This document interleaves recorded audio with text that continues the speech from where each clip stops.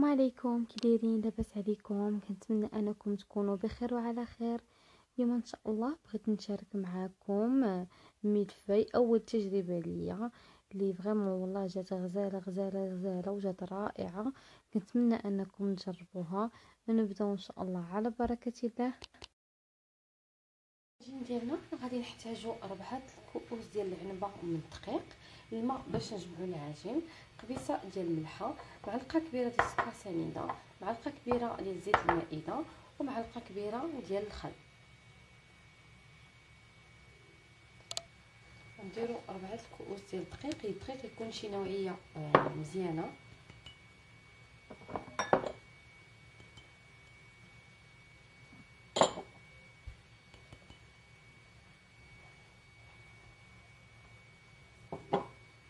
هنا معلقه كبيره ديال السكر سنيده،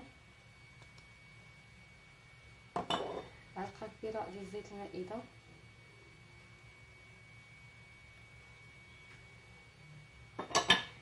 معلقه كبيره ديال الخل،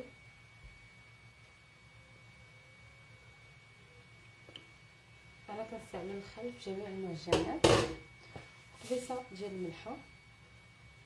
صافي غنجمعوا العجين ديالنا بالماء دافي. صافي من بعد ما جمعنا العجين كنحصلوا على واحد العجينه بحال هكا كتكون رطبه. انا ما زرباناش، الا كنتو نتوما زربانين غدلكوها مزيان وتخليوها ترتاح واحد 10 دقائق بحال هكا. الا كنتو ما زربانيش غنديرها في سوبيرات كتكون كتسد ونخليها ترتاح واحد ساعه هي القليله. ديالنا غنقسموها على 4 الكرات.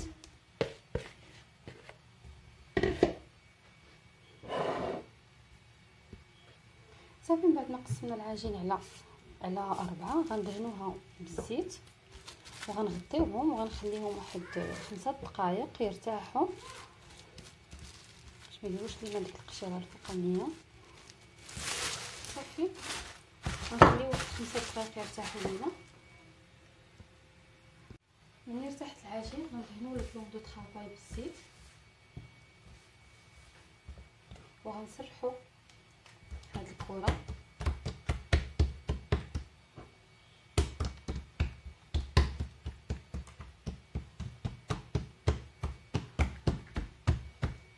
صافي نبقاو غاديين بحال هكا حتى نسرحوها مزيان.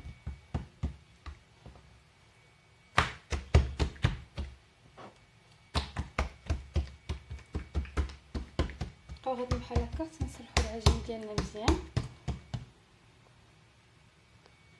بعد ما سرحنا العجين ديالنا هنا شديت الزبده وذوبتها وخليتها حتى تبرد. ممكن تشدوا الزبده وتحكوها ديريكتومون بلا ما تذوبوها. ندهنوا الزبده ديالنا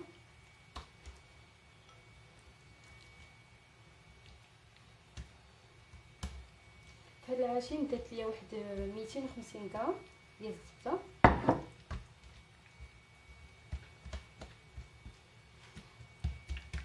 صافي غنديروا ليها بحال مسمن.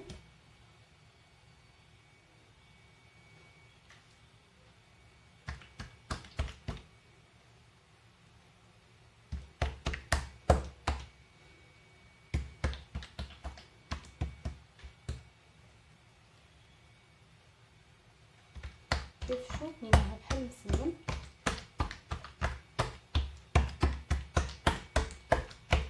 ندهنوا عاوتاني بالزبده هنا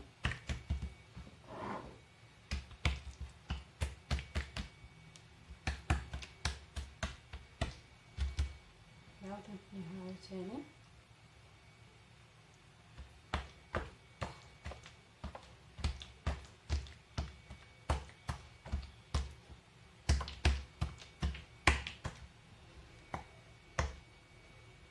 صافي هنا ديجا كملت انا الكرات. كندير وحده فوق وحده فوق وحده وبين وحده وحده كندهن بالزبده. صافي دابا غندخلوها الكونجيلاتور تبرد شويه الزبده باش تسهل علينا في الخدمه. صافي دابا غنغطيوها بالسلوفان وغندخلوها الكونجيلاتور عفوا خصني تبرد الزبده مزيان. وفي هذا الاثناء غنصايبوا لا كريم باتيسير. بالنسبه لا كريم باتيسير عندي هنا ايترو ديال الحليب، عندي 6 البيضات، درت 5 صفار البيض ووحده بيضه كامله. عندي 120 غرام ديال الدقيق الفورص، وعندي 160 غرام ديال السكر سنيده، وعندي واحد ساشي ديال الفاني. اول حاجه غنديرو الحليب بيفيط.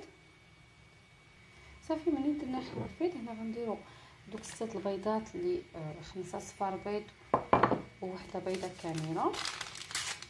غنديرو ساشي ديال الفاني، غنديرو 160 غرام ديال السكر سنيده،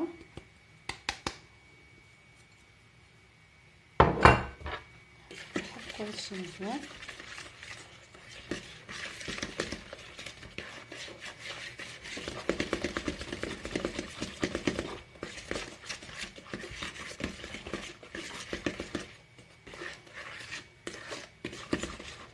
صافي من بعد غنزيدو 120 غرام ديال الدقيق،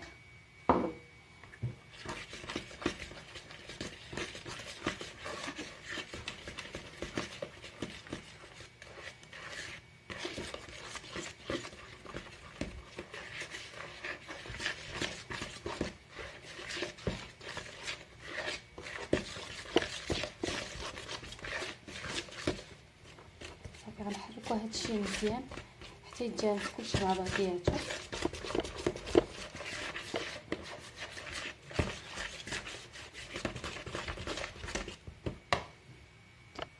صافي ملي كيسخن لينا الحليب كنزيدو الخليط اللي خلطنا، كنزيدوه تدريجيا.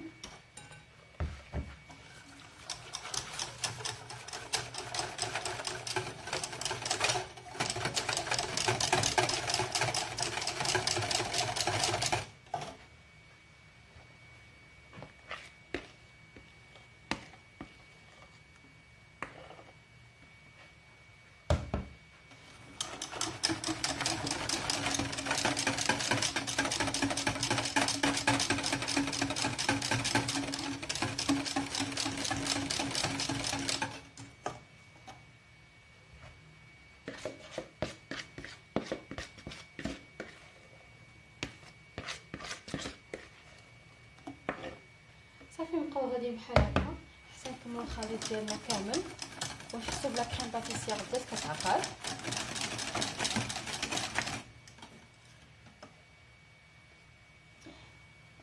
صافي ها هي لا كريم باتيسير خسرت لينا كيف شفتوا. صافي كنطفيو عليها. صافي انا غنديرها في هذا المول ديال الزاج باش دغيا تبرد ليا.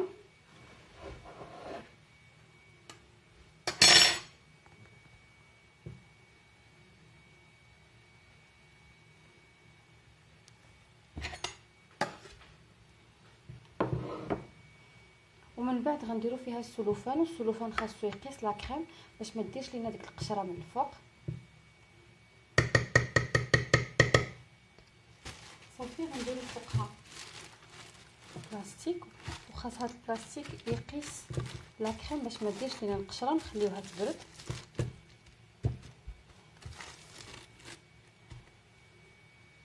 عندنا لو بون دو طرافاي بالدقيق غنسرحوها.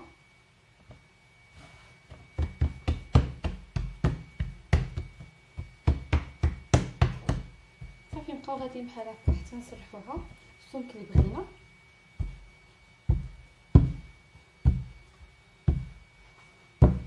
صافي نبقاو غاديين بحال هكا حتى نسرحوها مزيان. صافي من بعد ما سرحنا العجين غنقسموها على 3.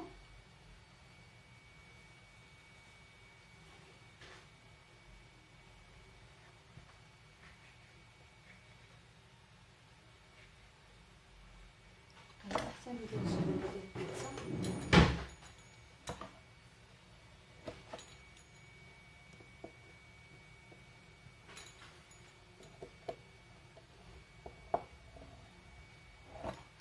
صافي وغنديروهم في اللاطه اللي غندخلوهم الفران. صافي انا درتها هنا في اللاطه حتى انا عندي 2 لاطات غنطيب غير بجوج وغتبقى لي وحده. في اللاطه غنديروها في الفران. بالنسبه للفران غنشعلوا العافيه الفوق والتحت باش طيب لينا مزيان وغتنفخ. نتلاقاو ان شاء الله ملي غيطيبوا ليا هادو ب3. لينا كيف شفتوا كتجي مرقه. انا قطعت حيدت هنا الجناب باش يجوني متساويين. دابا اما ديروا لا كريم باتيسير وديروها في الكونجيلاتور باش تقطعوا، ولا تقطعوا ديجا على حساب الحجم اللي بغيتو عاد باش ديروا لا كريم باتيسير. انا غنفضل ندير لا كريم باتيسير دابا عاد باش نديرهم في الكونجيلاتور ومن نخرجها باش نقطع الحجم اللي بغيت. صافي انا درت هنا البلاطو اللي غندخلو الكونجيلاتور، درت لاباط، درت لا كريم باتيسير درتها هنا في ان ساكابوش باش غير تسهل عليا. الا ما كانش ساكابوش ممكن ديروها غير بالعاشق ماشي مشكل، نهديو باش ما كان.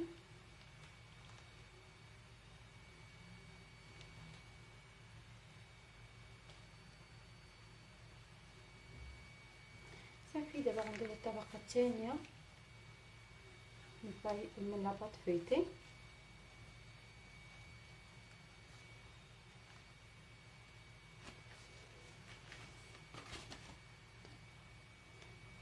صافي هنا درت الطبقه الثانيه تاع لاباط فيتي، غندير لا كريم باتيسير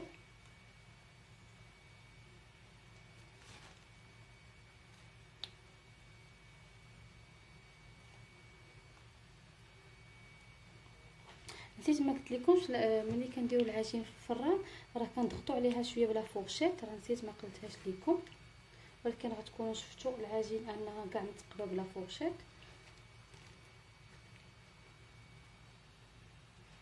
صافي نبقاو غاديين بحال هكا حتى نكملوا لا كريم باتيسير هنا.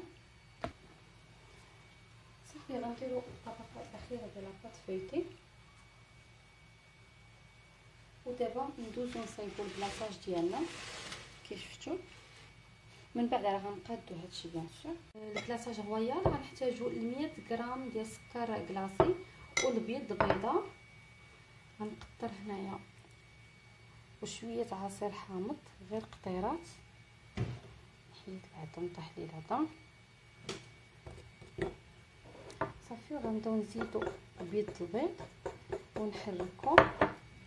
صافي غنبقاو نحركو حتى نحصلوا على البلاصاج ديالنا.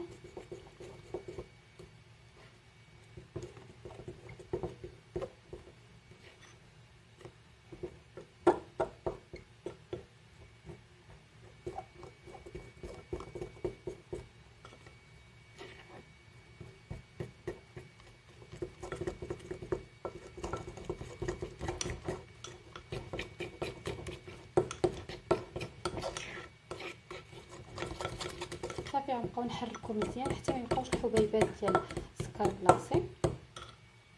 البلاصاج وجد لينا كيف كتشوفوا كنبقاو نحركو حتى نحصلوا على واحد الخليط بحال هكا. غنديرو فوق الملفاي ديالنا.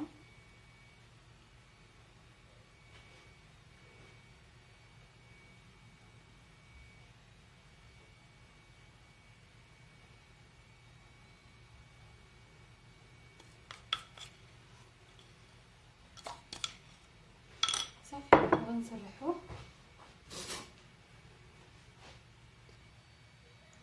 صافي من بعد ما درنا البلاصاج هنا شديت ميكا درت فيها شوكولا نوار. غنديرو خطوطه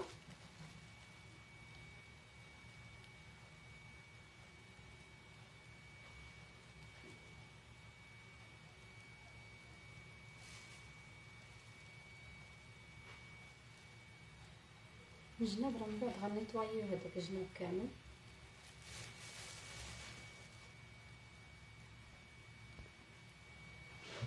صافي غنبداو نديرو الخطوطه بحال هكا.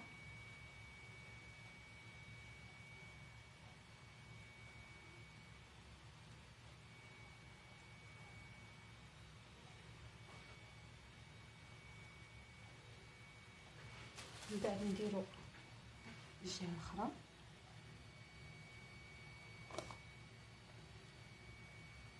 صافي غنديروها دابا في الكونجيلاتور حتى تجمد باش تسهل علينا التقطيع ديالها. نتلاقاو ان شاء الله باش نوريكم الشكل النهائي ديال الملفاي اللي درنا اليوم. بيان سور راه غنيطوايوه من هنا من الجناب. هذا هو الشكل النهائي ديال الملفاي. بالنسبه للكلاصاج غزت 100 غرام. المهم غنخلي لكم المقادير في صندوق الوصف. الصحه والراحه.